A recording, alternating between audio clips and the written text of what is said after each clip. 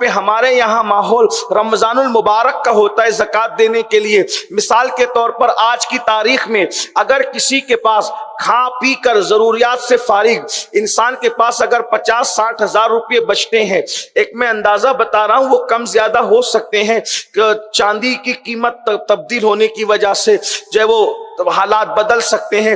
تو میری گزارش یہ ہے کہ آپ معلوم کریں. تو مثال کے طور پر اگر آپ کے پاس کھا پی کر 50-60 ہزار بچتے ہیں اور اس کے بعد اس پر سال گزر جاتا ہے، یا آپ کے پاس سونے کے زیورات ہے یا آپ کے پاس چاندی کے زیورات ہے، تو اس کی رقم نکالی جائے کہ یہ کتنے کے ہوتے ہیں، اور اس کے بعد اس کا پرسنٹ نکال کر 100 پر 2.5% آپ کو زکوٰۃ نکالنا.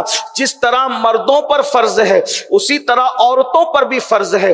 مرد تو زکوٰۃ نکالتے ہیں لیکن عورتیں نہیں نکالتی. ہاں یہ ہو سکتا ہے کہ مرد عورت کی اجازت سے عورت کی طرف سے اس کی زکوٰۃ نکال دے تو ادا ہو جائے گی، لیکن عورتیں جو ہے اگر اللہ اکبر مطلقاً زکوٰۃ نہ نکالیں تو وہ عذاب کی حقدار ہوگی. بلکہ حدیث پاک میں آیا ہے، اللہ کے رسول علیہ السلام نے فرمایا، اے عورتوں صدقہ کثرت سے دیا کرو، کیونکہ میں نے جہنم میں سب سے زیادہ اگر کسی کی بھیڑ دیکھی ہے تو عورتوں کی بھیڑ دیکھی ہے. تو صحابہ کرام نے پوچھا، یا رسول اللہ عورتوں کی بھیڑ ہونے کی وجہ کیا؟ تو حضور علیہ السلام نے ایک وجہ یہ بھی بیان فرمائی کہ عورتوں کو زیورات سے بہت محبت ہے لیکن وہ اس کی زکوٰۃ نہیں نکالتے. اللہ اکبر. یاد رکھیے میری بہنوں، زیورات پہننے سے ان کا اسلام منع نہیں کرتا، زیورات ضرور پہنو لیکن اس کی زکوٰۃ نکالو. حدیث پاک میں آتا ہے، جس نے سونا چاندی جمع کیا اور اس کی زکوٰۃ نہ نکالی تو اسی سونا چاندی کو جہنم کی آگ پہ گرم کر کے اس کے جسم پہ رکھا جائے گا، اس کے جسم کو چٹکا دیا جائے گا. یہ زکوٰۃ نہ ادا کرنے والیوں کا انجام ہے. اس لیے اگر اللہ رب العزت نے تمہیں نوازا ہے تو زکوٰۃ نکالو. سال میں ایک مرتبہ علماء کرام سے، مفتیان کرام سے رہنمائی، ہمارے مبلغین جو ان سے رہنمائی حاصل کرو کہ زکوٰۃ کے مسائل کیا ہیں. اب تو اتنا آسان ہو گیا ہے کہ آپ علماء سے رہنمائی لے سکتے ہیں. یوٹیوب پر جو ہے وہ علماء اہل سنت کے حوالے سے سوال و جواب موجود ہے، بلکہ حضور محقق مسائل جدیدہ علامہ مفتی نظام الدین صاحب سے بار بار زکوٰۃ کے متعلق قاری رضوان صاحب نے سوالات کیے ہیں. آپ وہاں جا کر کے تلاش کر سکتے ہیں، مگر زکوٰۃ ضرور نکالو. اس کے بعد جو ہے وہ تیسرا فرض ہے رمضان شریف کے روزے رکھنا. اللہ اکبر.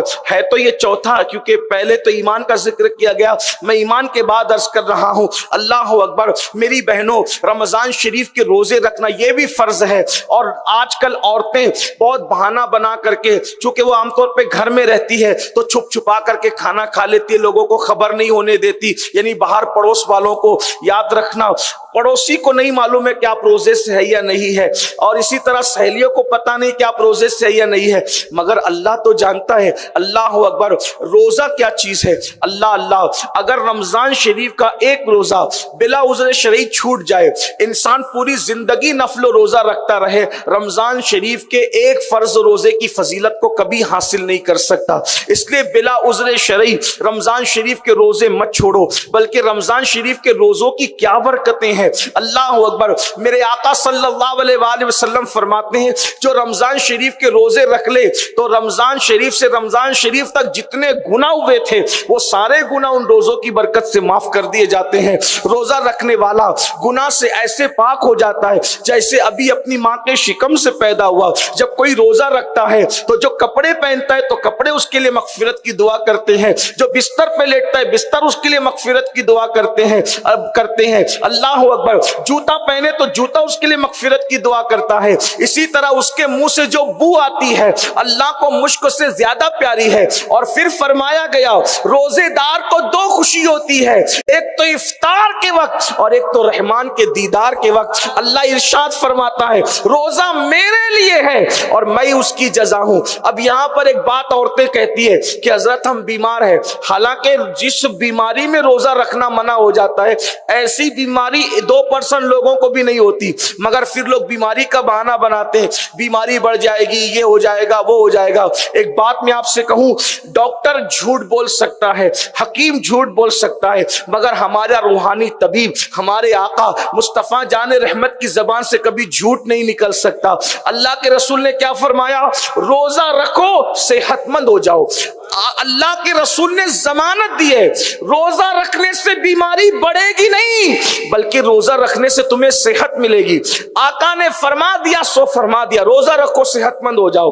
ہاں کچھ بیماریاں ایسی ہیں جس میں خود شریعت اجازت دیتی ہے, وہ کون سی بیماریاں ہیں, بیماری کس حد تک ہونی چاہیے, اس سلسلے میں بھی آپ کو سوال و جواب کی محفل کے اندر رہنمائی دے دی گئی ہے سنی دعوت اسلامی کے اجتماع کے ذریعے سے. اس لیے رمضان شریف بھی قریب آ رہا ہے, ہو سکتا ہے آج کل میں ہی جو ہے وہ شعبان المعظم کا پیارا مہینہ شروع ہو جائے اور پھر رمضان شریف آئندہ مہینے شروع ہوگا. کیا برکت والا مہینہ ہے, اس لیے روزہ ترک مت کرنا, روزہ مت چھوڑنا, بے پناہ برکتیں روزے کی. اللہ اکبر. ایک بات آپ کو بتا دوں, جو بھی روزے رکھتے ہیں ہمیشہ ان کی عمر دراز ہوتی ہے, جو بھی روزے رکھتے ہیں اللہ ان کو مہلک بیماریوں سے بچاتا ہے.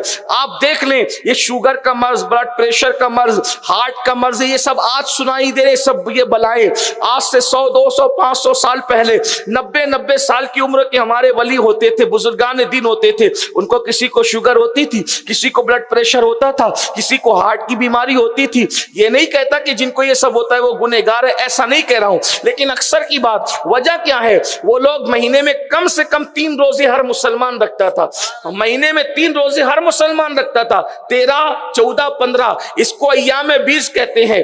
حدیث پاک میں آیا جو مہینے میں یہ 3 روزے رکھ لے اللہ اس کو پورا مہینہ روزہ رکھنے کا ثواب عطا فرماتا ہے. اور آقا علیہ السلام نے ان روزوں کو سفر میں بھی ترک نہیں فرمایا, اور آقا فرماتے ہیں جو مہینے میں 3 روزے رکھے گا اللہ پاک قیامت کے دن اس کے چہرے کو 14ویں رات کے چاند کی طرح چمکائے گا. آپ کیا سمجھتے ہو میری بہنوں, لیکن ایک بات کہتا ہوں, اس نیت سے روزہ مت رکھنا کہ میں صحت مند ہو جاؤں گی, اس نیت سے روزہ رکھنا کہ اللہ کو راضی کر لوں گی, اس لیے کہ اللہ راضی ہو گیا تو پھر ساری چیزیں. بہت برکتیں روزے کی. اور اللہ اکبر, حکیم لوگ کہتے ہیں کہ روزہ اگر کوئی مہینے میں 3 دن رکھ لے تو اس کا پیٹ صاف ہو جاتا ہے, معدہ صاف ہو جاتا ہے, سینہ صاف ہو جاتا ہے.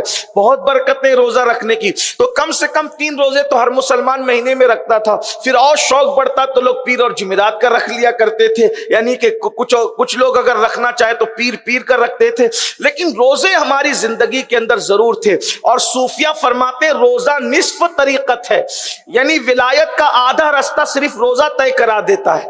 اس لیے میری بہنوں روزے پہ توجہ دو. نہیں آپ نفل رکھ سکتی کوئی بات نہیں, فرض روزے ضرور رکھو, رمضان شریف کے روزوں کی برکتیں ہیں. اس کے بعد چوتھا اور آخری فرض اللہ کے رسول علیہ السلام نے فرمایا کہ حج تم پہ فرض ہے. اللہ تعالیٰ اگر استطاعت دے, لیکن حج سب پہ فرض نہیں ہے, صاحب استطاعت پہ فرض ہے, یعنی پیسہ بھی اتنا ہونا چاہیے کہ آنے جانے کا خرچ اٹھا سکیں. اسی طریقے سے جو ہے وہ آپ کے پاس وہاں رہنے کے اخراجات ہونے چاہیے, اور پھر حج کے ارکان ادا کرنے کی طاقت بھی ہونی چاہیے, تب حج فرض ہوتا ہے. اور حج فرض ہو جائے تو اپنے شوہر کو, اپنے باپ کو, اپنے بھائیوں کو جن کے ماتحت ہو ان کو تیار کرو کہ حج فرض ہو تو جلدی حج کرو. یہ نہیں کہ ابھی بیٹی کی شادی باقی ہے, بیٹے کی شادی باقی ہے, نواسے کی شادی باقی ہے, شادیوں سے کوئی حج کا تعلق نہیں ہے. آپ صاحب استطاعت ہو گئے, من استطاع الیہ سبیلا, اگر آپ صاحب استطاعت ہو گئے آپ پہ حج فرض ہو گیا. اللہ کے رسول علیہ السلام فرماتے ہیں جس پہ حج فرض ہو جائے اور وہ حج نہ کرے, یا تو وہ یہودی ہو کر مرے یا تو وہ نصرانی ہو کر مرے. یہ آقا علیہ السلام نے فرمایا. اور جو حج کرنے کی سعادت حاصل کر لے اور حاجی کی طرح اپنی زندگی گزارے تو میرے آقا علیہ السلام فرماتے ہیں انشاءاللہ سچا حاجی جس کا حج مقبول ہو گیا, اللہ پاک وہ اس کو یہ اختیار دے گا کہ وہ اپنے خاندان کے 700 لوگوں کی شفاعت کرے گا, اور اللہ اس کی شفاعت کو ان لوگوں کے حق میں قبول فرمائے گا. تو یہ 4 فرائض تھے ایمان کے بعد, نماز, روزہ, زکوٰۃ اور حج میں نے آپ کے سامنے پیش کر دیے. اللہ پاک کی بارگاہ میں دعا ہے کہ آپ عمل کے میدان میں